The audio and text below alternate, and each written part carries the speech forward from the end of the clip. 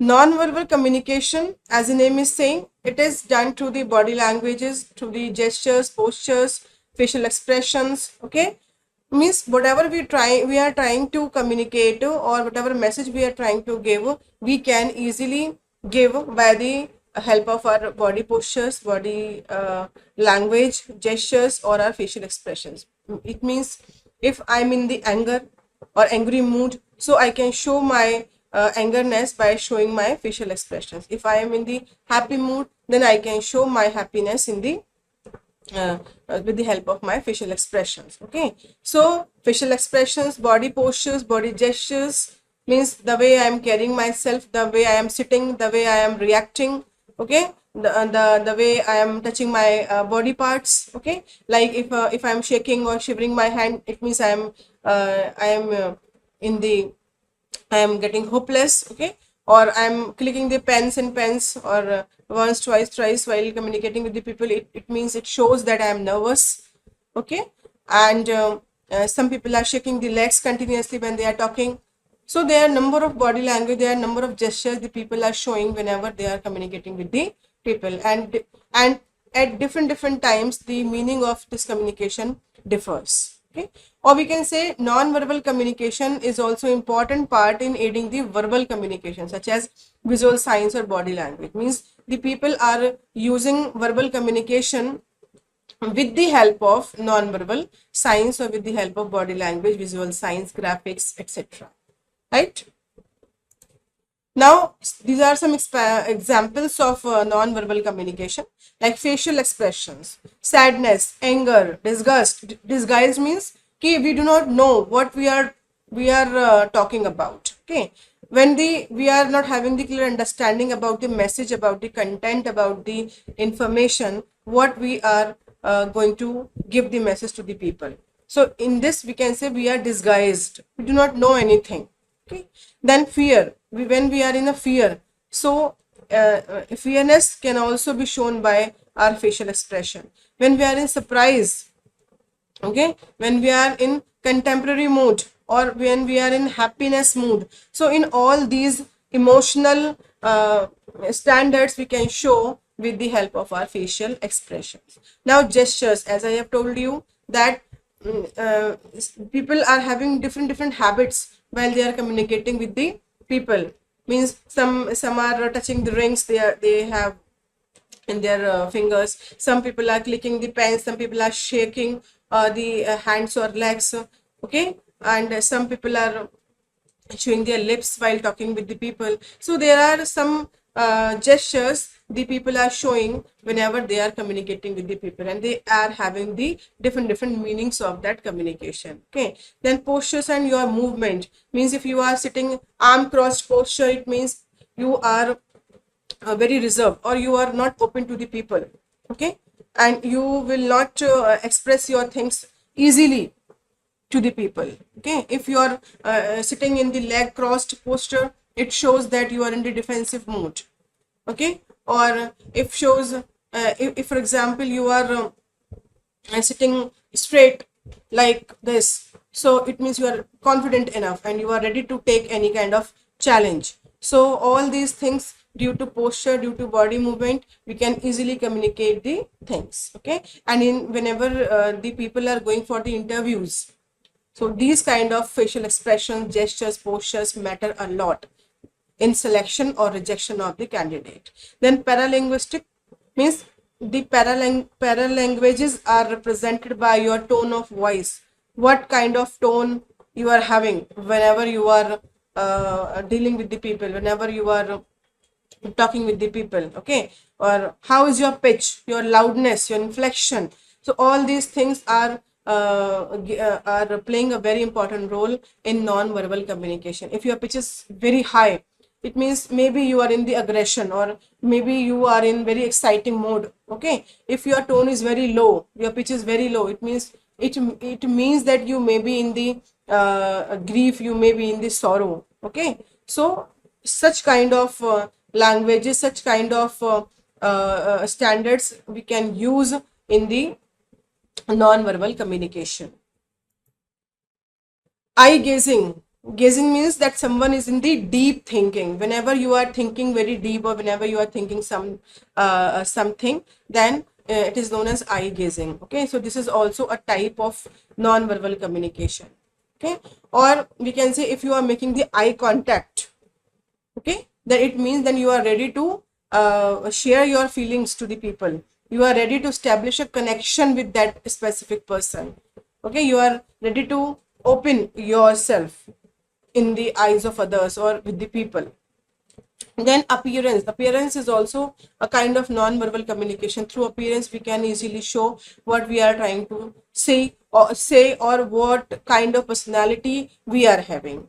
Okay, so the color we wear, the clothes we dress up, the haircut we have, or the other physical characteristics tell our personality whenever we are talking about non-verbal communication. Okay, if you are going for an interview and you are very untidy kind of person, and you have not combed your hair, you have not taken bath, or your clothes are not that much clean, so it shows what kind of personality you are. On the other hand, if you are going for taking the lecture, or organizing a lecture or guest lecture in a college or in a school, or if you are not dressed up, if you are not properly shaved, so all these kind of appearance shows like what kind of personality we are having. It says like first impression is the last impression. Okay, so maybe a person is very much intelligent, very much very good academician, but if he or she is not well dressed, or he or she is not carrying his or herself in a very impressive manner, so we can say that this the person is not good. The first impression will go that the person is not good, the person is not impressive. Okay, so this is the impact, this is the power of non-verbal communication. Without saying anything, we are showing what kind of personality we are. This is non-verbal communication. And as good as you will represent yourself, as good as you will dress up yourself, as good as you will carry your personality, then it shows that you are a very healthy or very impressive or very charming kind of person. Okay, then written communication. When we talk about written communication, means something that is in writing. The people are communicating in a written format. Okay, or we can say written communication aims to the message in a clear and concise manner. Okay, through letter, through emails, through report or a message on the social media, like we always talk on we always chat on this Facebook, Twitter, Instagram. So these are the social media websites. So all the forms of written communication plays a very important role in the organizations. Okay, when we talk about professional life, these written communication play a vital role, because if we are talking something orally, so we are not having the proof. If your manager is saying something, or if the shareholders of a company are framing the policy makers are framing the policies, strategies, but it is not in the written form, then how we can justify that we have made this policy? Okay, so there should be some proof. If you have made some instructions, if you have made some policies, rules, regulations, so always it should be in writing, so that the proof can be generated as and when required.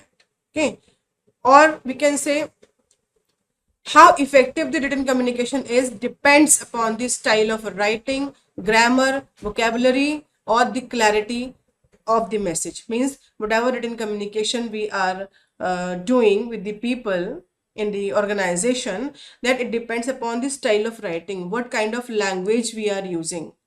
Okay, are we using professional language or not? Okay, the grammatical mistakes should not be there. Then we should use a good vocabulary. Okay, good selection of words should be there whenever we are writing something, whenever we are writing an application, whenever we are writing a mail, a letter. Okay, when we are drafting something, vocabulary should be very strong or good. Okay, and clarity should be there. Whatever we are writing, that should give the clear message in the non-verbal written communication. Okay, then in the workplace it is important to be able to communicate in writing. Always in the workplace or in the organizations, written communication is the most preferable method of communication, because everything should be in the writing mode.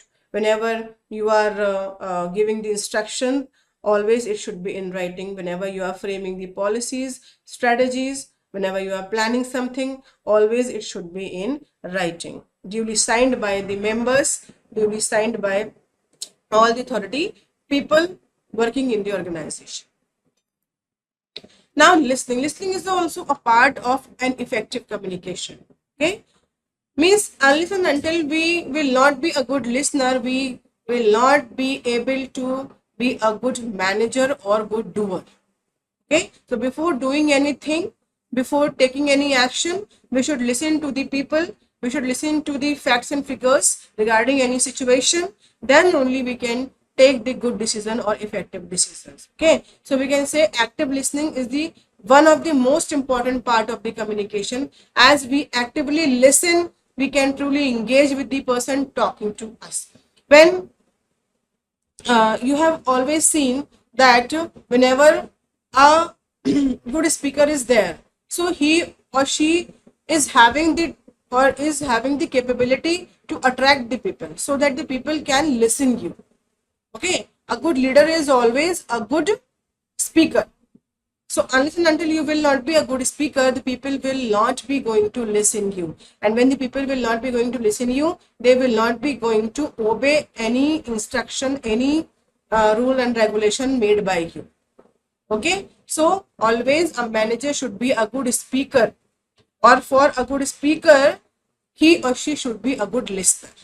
Okay, the person should be having the ability to listen the people's problem. The employees, those are working in the organization, are they having any problem? What kind of problem they are having? They are having the problem regarding the working conditions, or they are having the problem regarding the monetary terms, or salary structure, or welfare measures, like what kind of problems they are having, so that the disciplinary actions can be taken against those problems, and these problems can be solved out then only when the person or when a leader will be a good listener. Then only he or she can listen the problems or understand the problems in the empathetical manner, in the empathetical style. Okay, or if we do not listen the people during the conversation or a team meeting, so we cannot engage or respond appropriately. Okay, you have always seen whenever there is a guest lecture or any kind of motivational talk, okay, for the students, but students sometimes what they do not listen properly. They are busy in their mobile phones, they are busy in talking to their friends. Okay, so what is the outcome of that? At the end of the session, the people or the students have not learned anything, right? So why they have not learned anything? Because they have not listened anything. So whenever you will listen the things, then only you will learn the things. Without listening, there is no learning. So on the learning, there is a saying by Dalai Lama: when you talk, you are only repeating what you already know. Because whenever we are talking to the people, already the things are in the mind, in our mind, like what we have to communicate. Okay, if you are communicating with your friend regarding a birthday party, so the things are in your mind, like how you will celebrate the birthday. Okay, or if you are going for a function, if you are going for a marriage, then regarding that you are doing the conversation, then the things are already in your mind, like how you will manage or how you will dress up for the marriage. Or if you are going for an interview and then you are talking with your friend, then you know already, like in the interview, what I have to say, or what aspects I have to cover. So you already know whatever you are talking. But whenever you are listening something, okay, from the other party, then you learn something. So always, whenever we want to learn something, or we can say a good managers always listen the listen to the people so that they can learn new things, because every person is having good different mindset. Every person is having different background, different mindset, different thoughts, different feelings, different opinions. So always it gives some kind of learning to us. So to listen different people builds the different, or we can say a level of understanding in us. So whenever we talk, we are only repeating what we know already. But if we listen, then we always learn new things. Okay. Then visual communication. So when we talk about visual communication, it takes place with the help of visual aids, like drawing something. Whenever you are explaining something, with the help of drawing, with the help of charts, okay, with the help of examples, with the help of color. Okay, you are reflecting or you are highlighting something with the help of color. You are highlighting something with the help of sketches.